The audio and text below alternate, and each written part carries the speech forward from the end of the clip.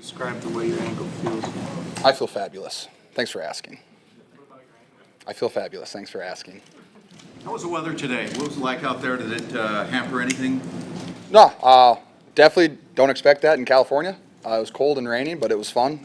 We made the most of it, and we had an efficient practice. We did what we needed to do. We got our reps in, and ultimately had a good practice.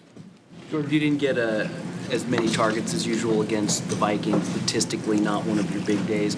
Can you usually tell going into a game, what sort of opportunities will be available to you?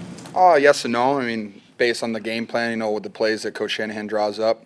But I mean, there's been games where I didn't think I was going to have a lot, and I had 210 yards and a half. So it really just depends on, just how the game goes. I mean, I'm not really worried about it. It takes care of itself. It's football. The Packers linebackers against the pass might be a weakness of this team. How's the feeling of going for perhaps a big game in your career, because you might have a lot of stats and receiving yards, etc.? I mean, stats will take care of themselves. I'm not really worried about anything. I'm just going to go out there and I'm going to try to play my best football. I don't know when the last time you've gone against Jimmy Ward in practice would be probably training camp, but what makes him good at taking away explosive plays? I mean, Jimmy's, I think, one of the greatest athletes I've ever been on a team with. He's a complete freak of nature. He's incredibly fast. Hi. He's incredibly fast.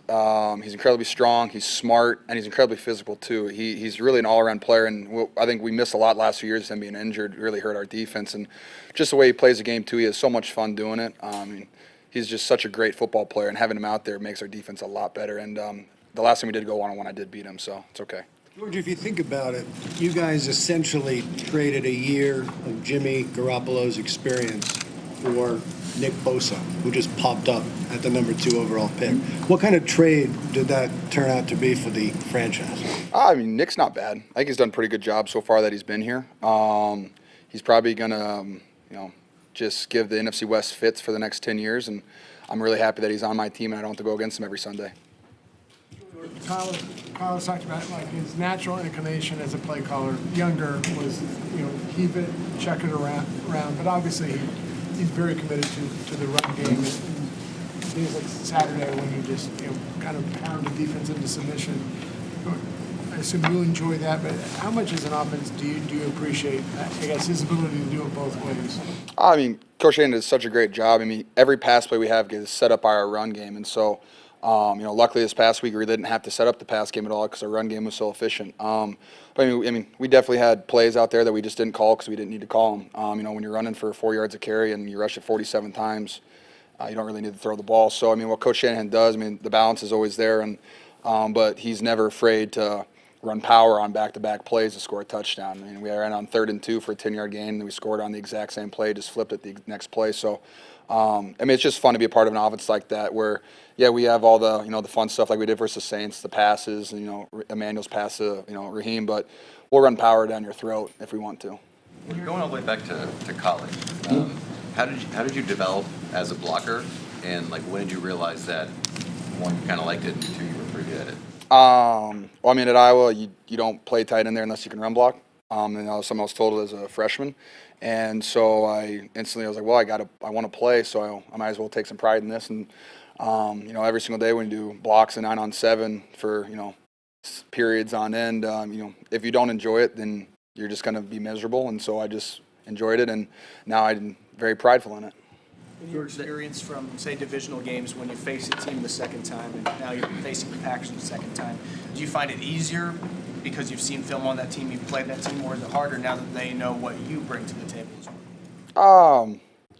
Yes and no. It's kind of it's what's nice about it is you're used to the guys you're going against, you kind of get their moves and stuff, but defenses change, they prepare for you a lot differently. Our whole scheme from the Arizona game, the first time to the second game was completely different.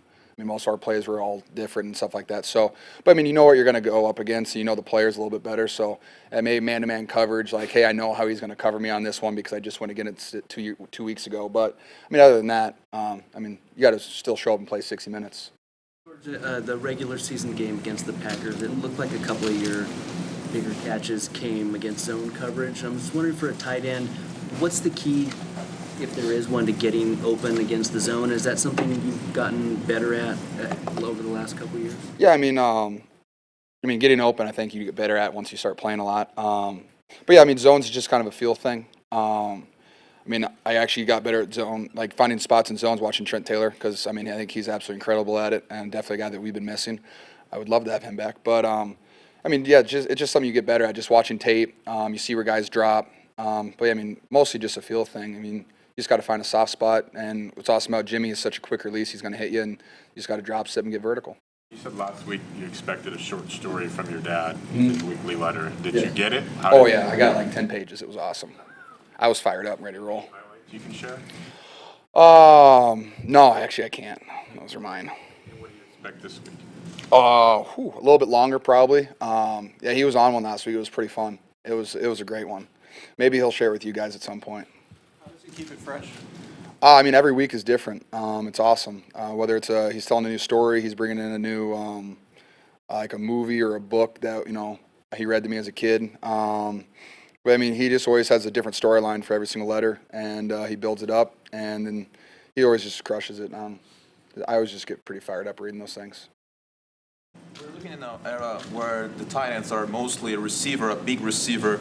Do you take pride in your, run blocking abilities because you're one of the best in that matter? The 49ers, when you're in the field, have 1 yard per carry more than when you're not on the field. What's your take on that? I mean, I take pride in my run game. That's how I grade myself in games.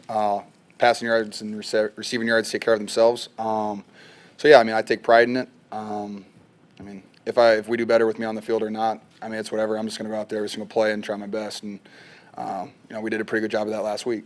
Is it safe to say your dad, as a former offensive lineman, focuses more on your run blocking than your pass catching? He doesn't give me too many tips on how to run routes. Yeah, he does not. He doesn't focus on that. But he always gives me, make sure your leverage is good, get your hands inside.